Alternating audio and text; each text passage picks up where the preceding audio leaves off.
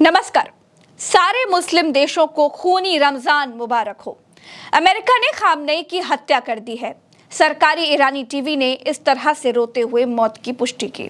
He stood for the children in Palestine. He stood for the children in Lebanon. Iran अकेला लड़ रहा है। मुस्लिम देश ईरान का साथ देने इसलिए नहीं आए क्योंकि ईरान शिया था और बाकी सुन्नी। यहूदी इजराइल और ईसाई अमेरिका मिलकर मार सकते हैं, लेकिन शिया और सुन्नी एक साथ बचाव के लिए नहीं आ पाए। देखिए, ये एक लड़ाई की एक वजह एक कम्युनिटी के से रिलेटेड भी है। जो आपने कहा, ये बड़ा वाजिब सवाल है, क्योंकि ईरान जो है वो एक शिया कंट्री है, इराक जो है एक सुन्नी कंट्री है, राइट। आप इसी तरीके से सऊदी देखेंगे, आप सऊदी अरब भी वो एक सुन्नी कंट्री है। तो इसी तरीके से चीजें बटी हुई हैं। जैसे आप लोग देखिए कि हमारे हिंदुस्तान की जो ये लड़ाई है, मैं थोड़ा और बेहतर तरीके से समझना चाहूंगी। क्या ये इंसानियत से भी बड़ी है कि अगर सत्ता परिवर्तन के लिए बच्चों को मारना पड़े, किसी देश के जो सुप्रीम लीडर है उनको उनका कत्ल करना पड़े, उनकी हत्या करनी पड़े, तो कुछ भी करे और कोई बोलेगा नहीं। क्यों? क्योंकि शिया सुन्नी की लड़ाई है।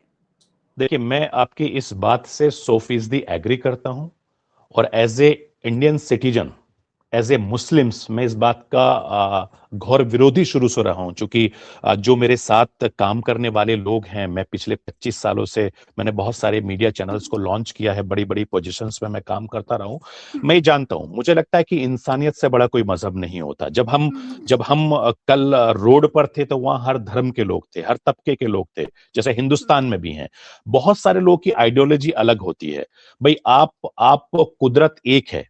ईरान के सुप्रीम लीडर को अमेरिका और इजराइल ने 30 मिसाइलें मारकर मार डाला। बेटी, दामाद, पोता, पोती, बहू को भी मौत के घाट उतार दिया गया। 8 से ज्यादा बच्चे मारे गए। तो मुस्लिम कंट्रीज को खामनेई की लाश के साथ रमजान मुबारक हो। ट्रंप ने कहा कि इतिहास का सबसे बड़ा राक्षस खामनेई मारा गया। गीदड़ झुंड में हमला करते हैं, शेर अकेले शिकार करता है। एक अकेले ईरान पर हमला करने के लिए अमेरिका और इजराइल साथ आ गए। पूरे मिडिल ईस्ट के लालची मुस्लिम देश अपने साथ मिला लिए, तब जाकर अमेरिका ईरान के 84 साल के शेर को घेरने की हिम्मत कर पाए। वो क्या वीर मां होगी जिसने खामनेई जैसे सुप्रीम लीडर को जन्म दिया। 55 मुस्लिम देश जिस अमेरिका और इजराइल के आगे हाथ बांध कर खड़े हो गए, उस अमेरिका के आगे खामनेई ने सिर नहीं झुकाया। मरना स्वीकार किया, लेकिन पीछे हटना स्वीकार नहीं किया, झुकना स्वीकार नहीं किया। खामनेई आखिरी पल तक खड़े रहे। घुटने टेकना उनकी फितरत में नहीं था। खामनेई तो चले गए, लेकिन अपने इरादों की आग पीछे छोड़ गए।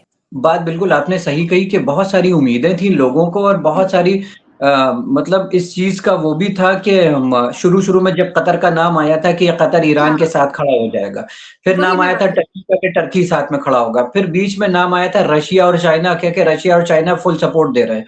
हम इस बात को नहीं अभी खत्म कर सकते हैं कि सपोर्ट नहीं मिला है ईरान को। हम इस बात को अभी यहाँ पर स्टॉप नहीं करना चाहिए, क्योंकि देखिए, आपको 1970 याद होगा। 1970 में जनता आई थी बाहर, आ करके एम्बेसीज को आग लगाई थी, यूएस एम्बेसीज को, और रुल्ला खुमैनी को बिठाया था ना। और देखिए, कोई भी मुल्क को टेक ओवर करने के लिए हथियारों की जरूरत पड़ती है। उस वक्त हथियार कहाँ से आए थे? तो ये देखिए, ईरान का एक बहुत पुराना दांव है कि मौके पर सरेंडर करके और जमींदोज हो जाना। ये जमीनों में बंकर्स में गायब हो जाते हैं, सारा आर्सेनल लेकर के, और कुछ वक्फे के बाद फिर उभरते हैं ये। ठीक है, इनकी बसीज आर्मी जो है वो कोई हल्की नहीं है। आईआरजीसी के अपने प्लान्स कोई हल्के नहीं है। अगर ये शुरुआती दौर में इस तरह से हल्के में देखा जाएगा कि ईरान ने सरेंडर कर देगा, अभी हो सकता है ये सीन बने आगे आकर के कि ईरान सरेंडर करेगा या फिर इस तरह से, तो ये भूलना नहीं चाहिए कि ईरान के पास अब वो हथियार आ चुके हैं जो चाइना और रशिया की मदद से उसको मिलने थे, और वो बड़ी प्लान्ड वे में ही सारा काम होगा। देखिए, हाँ, अब हम ये देख सकते हैं कि अगर ईरान सरेंडर कितने टाइम में करेगा ये आने वाले वक्त में, क्योंकि देखिए भारी तबाही होगी, अभी बहुत बड़ा नुकसान होंगे, सब तरफ नुकसानात होंगे, और उसके बाद ईरान सरेंडर कहीं जाके करेगा। दोस्तों, धर्मगुरु अयातुल्ला अरफी और खामनेई के बेटे मुस्तफा खामनेई में से कोई एक अगला सुप्रीम लीडर चुना जा सकता है। ईरान आर्मी, जिसे इस्लामिक रिवॉल्यूशन गार्ड्स कॉर्प्स कहते हैं, उसने कहा है कि हम कसम खाते हैं कि इजराइल और अमेरिका के खिलाफ इतिहास का सबसे भीषण आक्रामक अभियान चलाएंगे। इसके कुछ ही देर बाद ईरान की तरफ से इजराइल और खाड़ी देशों पर जबरदस्त बमबारी देखने को मिली। इसे इजराइल टाइम्स ने प्रमुखता से छापा। ईरान का साथ न देने पर मुस्लिम देशों के बारे में ईरान टाइम्स ने खोलकर लिख दिया कि हर मुस्लिम देश ने ईरान को धोखा दिया है। सऊदी अरब ने अपनी छावनियां अमेरिका और इजराइल के हवाले कर दी। कतर, बहरीन और कुवैत सभी मुसलमानों के खिलाफ हैं। ईरान अकेला लड़ रहा है। ईरान के लिए दुआ कीजिए, अल्लाह हमें कामयाबी दे। दोस्तों, अमेरिका और इजराइल खामनेई की हत्या की फिराक में बहुत समय से थे। कल सुबह ये मालूम चला कि तेहरान में एक दफ्तर की बिल्डिंग में मीटिंग के लिए ये लोग आने वाले हैं, तभी अमेरिका और इजराइल ने हमले करने शुरू कर दिए। इस तस्वीर को देखिए, ये हमले से पहले की तस्वीर है जिस इमारत में खामनेई मौजूद थे, और ये तस्वीर 30 बम गिराए जाने के बाद की है। खामनेई को उनके परिवार के साथ यहीं पर मारा गया, ऐसी खबरें आ रही हैं। हालांकि खामनेई का बेटा जिंदा है और नया सुप्रीम लीडर घोषित किया जा सकता है। अहमद वाहिद को नया आर्मी चीफ बनाया गया है। खामनेई को मार देने के दावे के बाद भी अमेरिका और इजराइल की हिम्मत ईरान की धरती पर पैर रखने की नहीं हो रही है। ईरान ने इजराइल समेत पूरे मिडिल ईस्ट में फैले अमेरिकी ठिकानों पर हमला शुरू कर दिया है। 400 से ज्यादा मिसाइलें मारी गईं। UAE, Saudi, Qatar, Kuwait, Jordan, Bahrain, Israel, Iraq, Syria जैसे 9 देशों के अमेरिकी सैन्य ठिकानों को निशाना बनाया गया और जबरदस्त बमबारी की गई। दुबई में तो बुर्ज खलीफा इमारत के पास से गुजरता हुआ ड्रोन तक देखा गया। दुबई एयरपोर्ट पर मिसाइल आकर गिर गई। इन सब के बाद भी किसी मुस्लिम देश का दिल नहीं पसीजा। ईरान अकेले लड़ता रहा।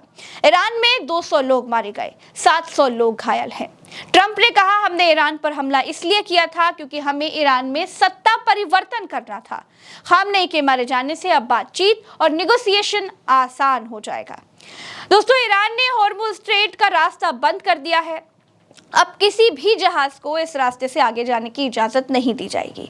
पानी में माइंस बिछाई जा चुकी हैं। ये रास्ता ईरान ने तब भी नहीं बंद किया था जब पिछली बार 12 दिन की लड़ाई चली थी। आप अनाउंसमेंट सुनिए।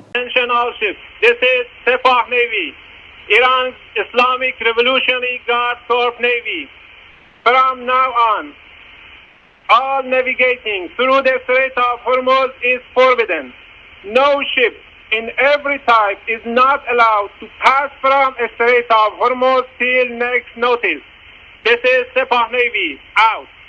इधर ईरानी सेना ने कहा कि वो सबसे खतरनाक अभियान की शुरुआत करने जा रही है। हमला कुछ देर में शुरू होगा और अमेरिकी ठिकानों को निशाना बनाया जाएगा। दोस्तों, आज की रात बहुत भारी होने वाली है। अब वीडियो की आखिर में आपको ये भी जानना चाहिए कि अमेरिका और इजराइल की ईरान से खुन्नस क्या थी। तो पहली खुन्नस है न्यूक्लियर प्रोग्राम की। अमेरिका को शक है कि ईरान परमाणु हथियार बनाने की कोशिश कर सकता है। इसी वजह से उसने कई बार उस पर पाबंदियां लगाई। ईरान का कहना है कि उसका परमाणु कार्यक्रम सिर्फ बिजली बनाने और वैज्ञानिक रिसर्च के लिए है, हथियार बनाने के लिए नहीं है। दूसरी खुन्नस है बैलिस्टिक मिसाइलों का मुद्दा। ईरान बिल्कुल साफ कहता है कि उसकी बैलिस्टिक मिसाइलें उसकी सुरक्षा के लिए जरूरी हैं और इस मुद्दे पर कोई समझौता नहीं होगा। वो इसे अपनी रेड लाइन मानता है। लेकिन इजराइल कहता है कि ईरान उसे मारने के लिए बैलिस्टिक मिसाइलें रखे हुए है। तीसरी खुन्नस इजराइल को लेकर के है। अमेरिका इजराइल का सबसे बड़ा समर्थक है, वहीं ईरान इजराइल का खुलकर विरोध करता है और उस पर क्षेत्र में अस्थिरता फैलाने का आरोप लगाता है। चौथी खुन्नस है कि अमेरिका कहता है कि ईरान जो है वो इराक, सीरिया, लेबनान और यमन जैसे देशों में अपने समर्थक गुटों को मदद देकर अपना प्रभाव बढ़ा रहा है। ईरान कहता है कि वो अपने हितों और सहयोगियों की रक्षा कर रहा है। तो कुल मिलाकर दोस्तों, मिडिल ईस्ट में सबने अमेरिका और इजराइल के आगे हथियार डाल दिए हैं। फिलिस्तीन का मुद्दा भूलकर बाकी मुस्लिम देश माल कूटने में लगे हैं।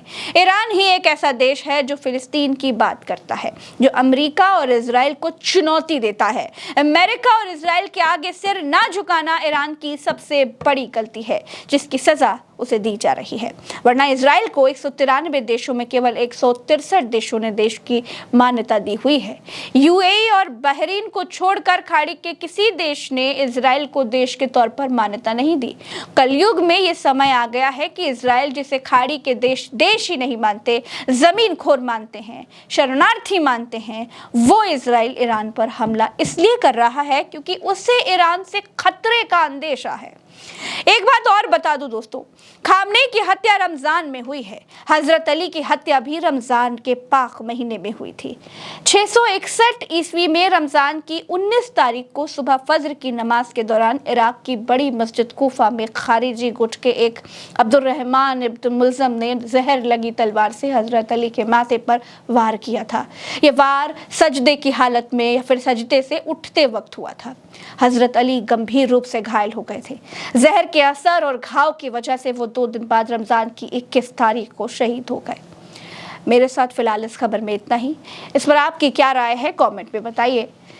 हो सकता है अगली बार मैं आपको ना मिलूं, क्योंकि अगर आप चैनल को सब्सक्राइब नहीं करेंगे तो वीडियो नहीं दिखेगा, तो मैं भी नहीं दिखूंगी। इसीलिए मैं आपको लगातार दिखती रहूं, सच आप तक पहुंचाती रहूं, सही खबरें समय पर आप तक पहुंचाती रहूं। इसके लिए चैनल को सब्सक्राइब कीजिएगा।